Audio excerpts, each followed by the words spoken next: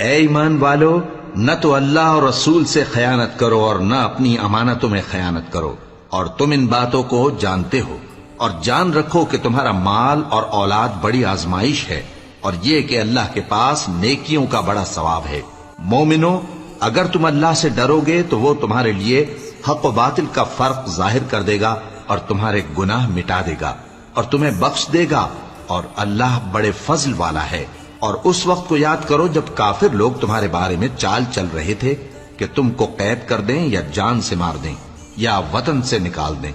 تو ادھر تو وہ چال چل رہے تھے اور ادھر اللہ تدبیر کر رہا تھا، اور اللہ بہترین تدبیر کرنے والا ہے۔ اور جب ان کو ہماری آیتیں پڑھ کر سنائی جاتی ہیں تو کہتے ہیں یہ کلام ہم نے سن لیا ہے، اگر ہم چاہیں تو اسی طرح کا کلام ہم بھی کہہ دیں، اور یہ ہے ہی کیا، صرف اگلے لوگوں کی حکایتیں ہیں۔ اور جب انہوں نے کہا کہ اے اللہ